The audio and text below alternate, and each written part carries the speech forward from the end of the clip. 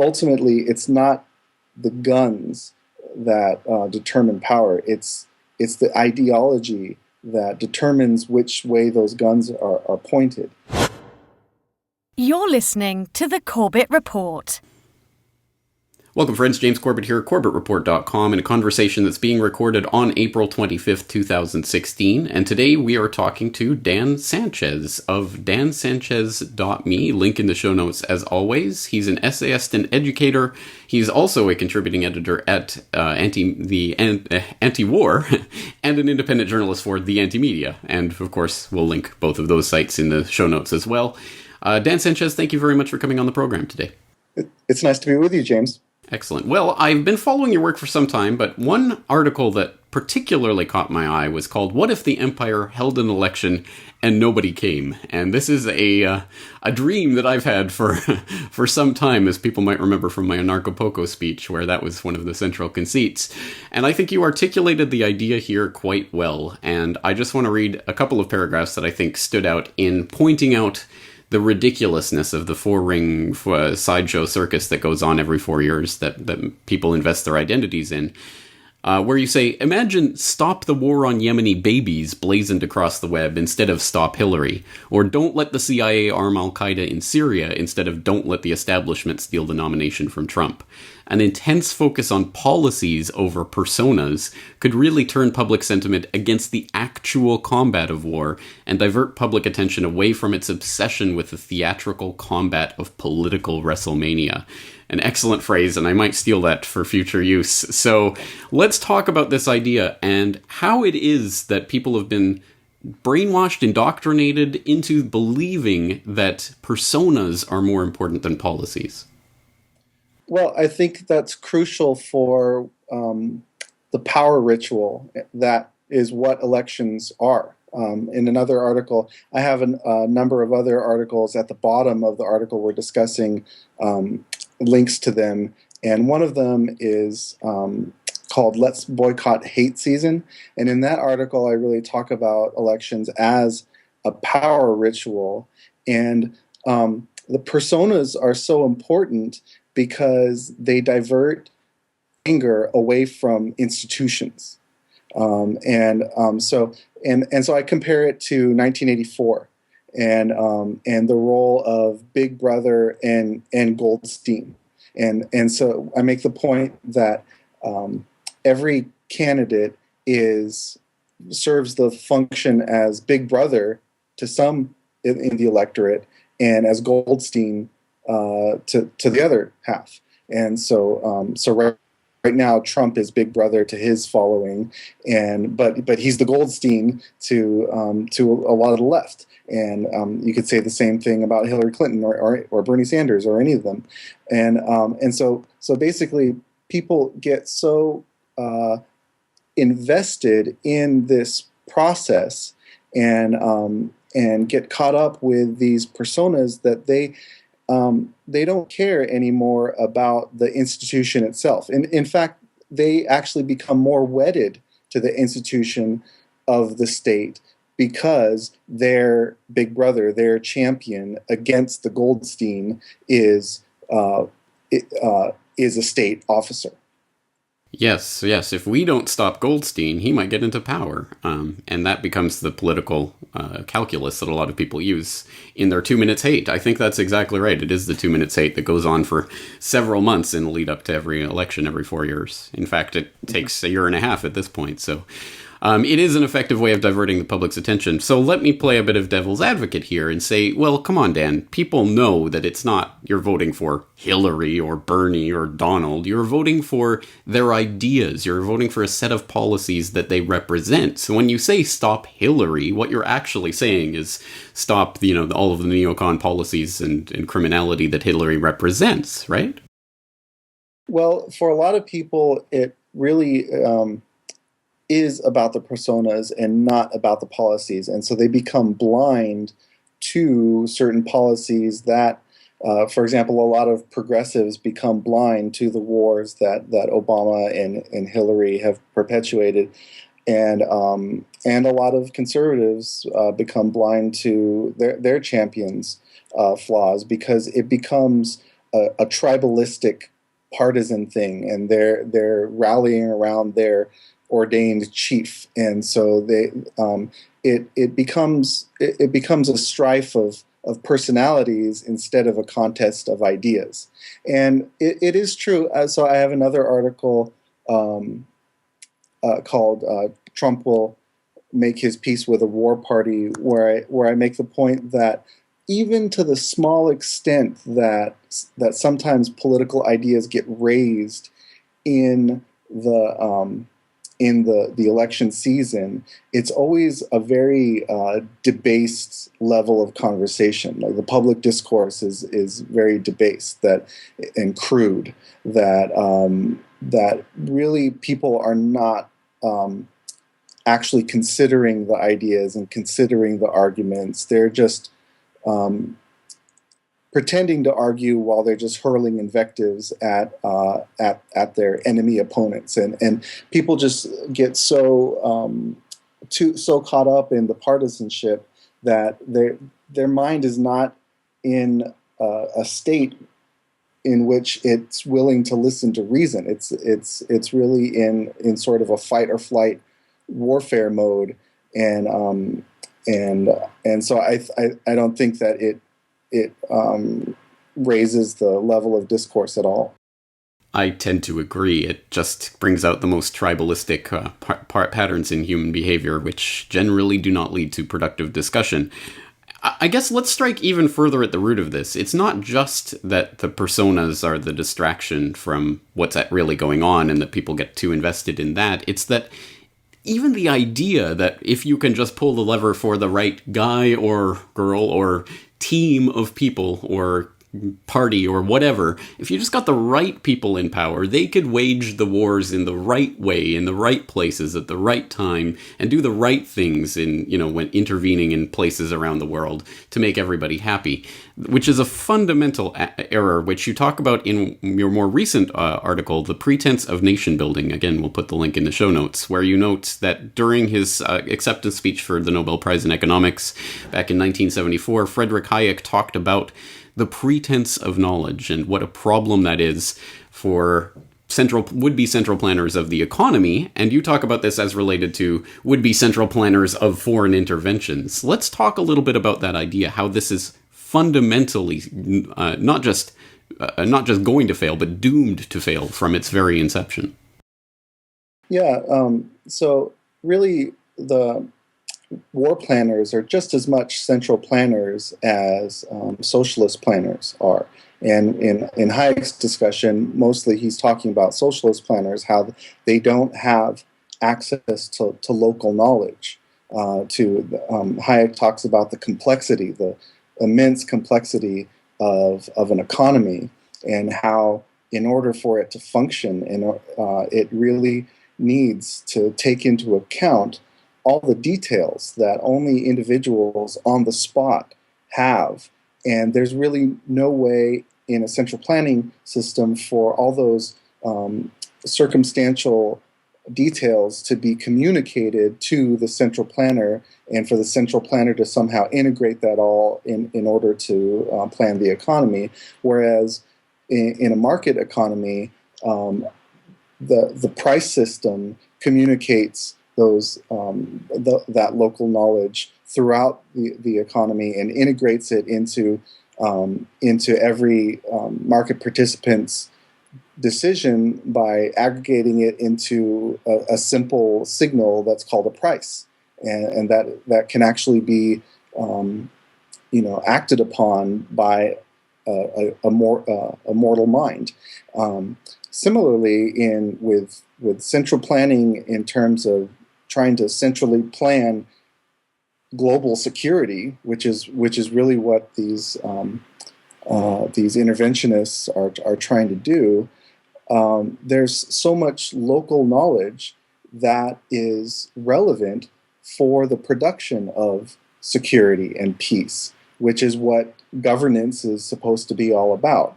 Just as much as local knowledge is needed for the mass production of shoes or any other good or service, and so the central planners war planners are in the same predicament, and especially nation builders.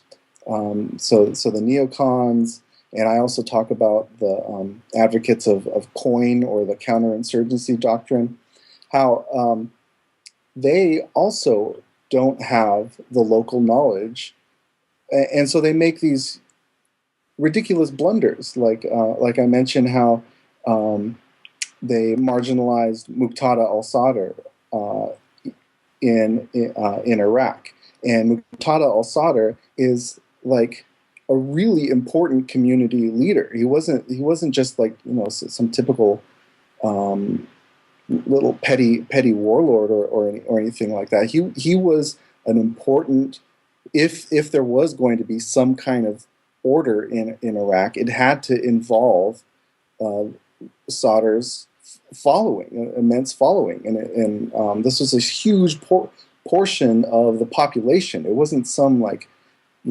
terrorist sect or anything like that.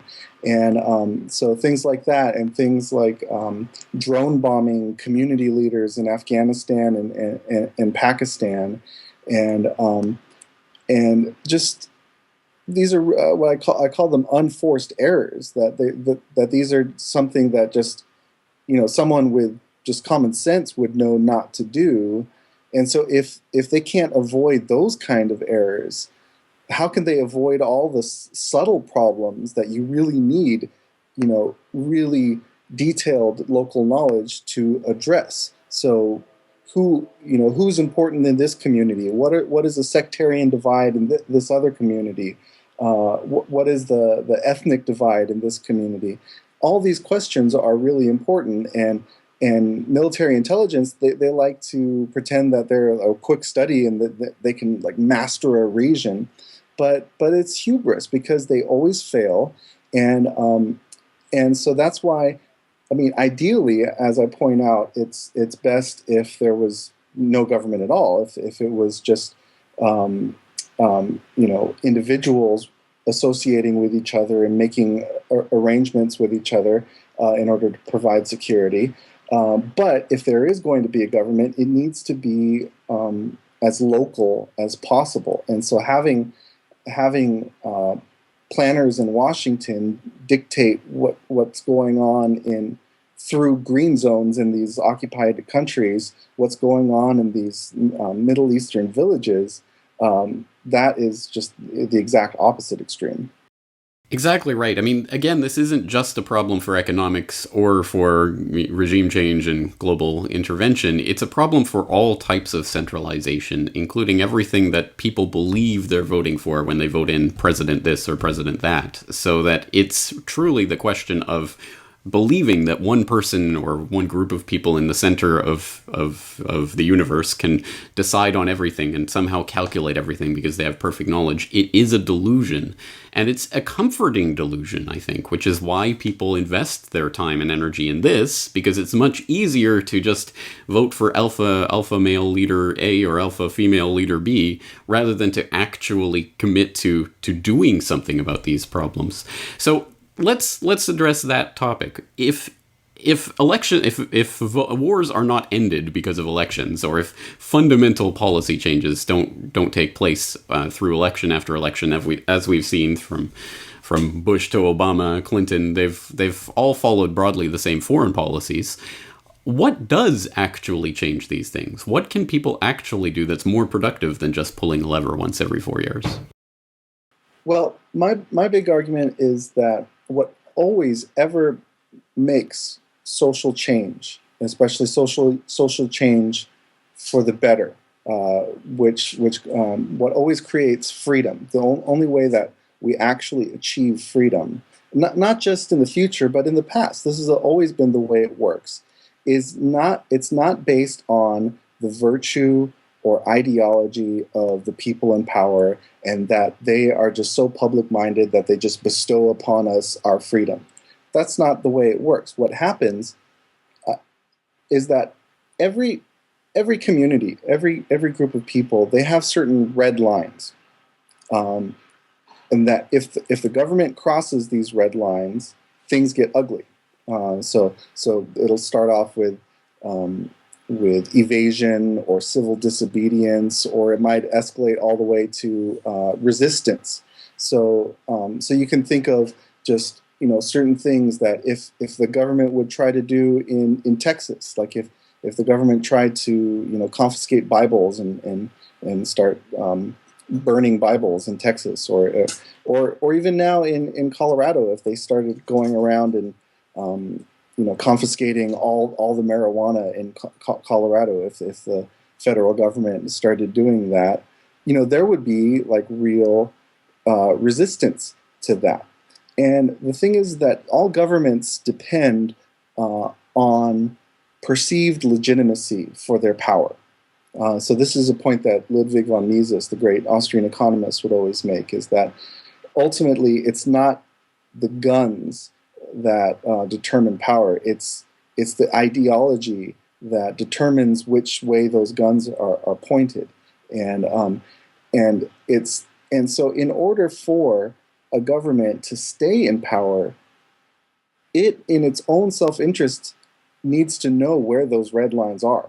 It has no interest in crossing those red lines. It would much rather have the populace, at least acquiesce to what they're doing. And so generally they try not to even get too close to the red lines, because it's hard to know exactly where the red lines are. And so what happens when there's an ideological change is that those red lines advance. People become less tolerant of certain kinds of depredations, and people in the government, if they know what's good for them, they'll notice those red lines advances. They'll see which way the winds are blowing, and then they'll back off. And that's what the so-called reform always is. It's not government suddenly being convinced by these great arguments and trying to fix things. It's people in government backing off because of public change in sentiment about certain rights or certain issues, and so I'm not saying that what happens in Congress or the presidency doesn't matter. I'm just saying that people who want to make a change, they don't need to directly engage in the mechanics of what's going on there. All that needs to happen is to change the public ideology, and then careerists, self-serving careerists in the government will do the rest. It doesn't need our direct involvement.